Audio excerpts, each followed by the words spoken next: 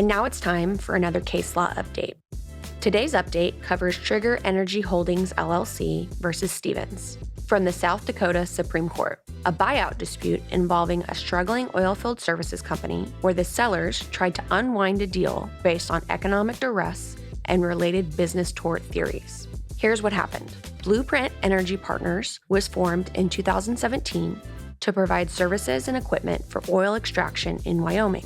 It had 3 equal 1/3 partners: Trigger Energy, Gulf Coast Investments, and TCU Holdings, and a separate affiliated entity, Aladdin Capital, served as Blueprint's manager. Kent Stevens, who owned TCU, ran day-to-day operations and recruited much of the workforce.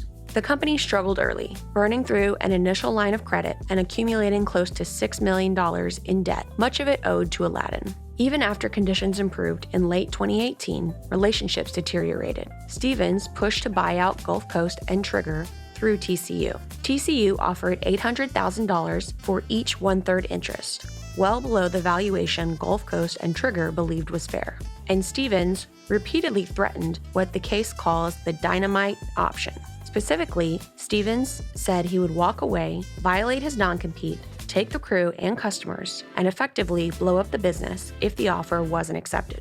After negotiations, including negotiations led by counsel for Gulf Coast, the parties signed a membership interest purchase agreement on July 30th, 2019.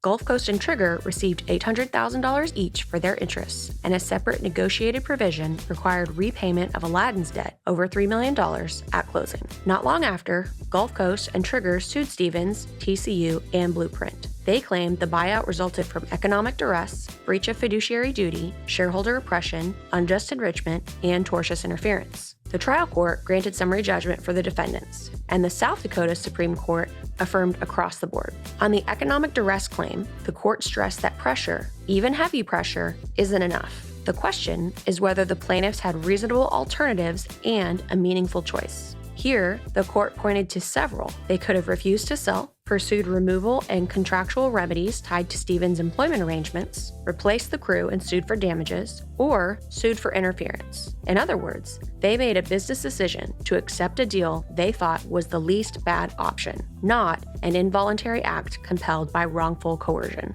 The other claims failed as well. The fiduciary duty claim was unsuccessful because Blueprint was manager-managed and TCU wasn't the manager. The tortious interference claim failed because there wasn't a true third-party triangle, which means you can't viably claim a company interfered with itself when the alleged actor is part of the transaction. The oppression claim failed because the plaintiffs were not minority owners. Here, they each held an equal 1/3 interest. And unjust enrichment failed because the sale was governed by an enforceable contract and the sellers received the consideration they agreed to. So why does this matter?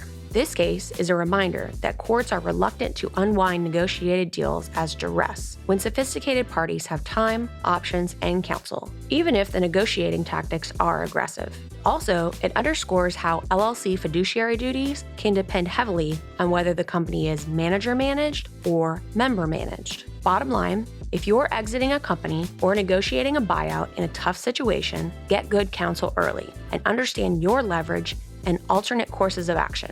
The courts are not in the business of unwinding deals just because the price looks particularly poor in hindsight. That's all for today. I'd like to thank Miguel Otero, a junior associate in our DFW office, for his help with this update.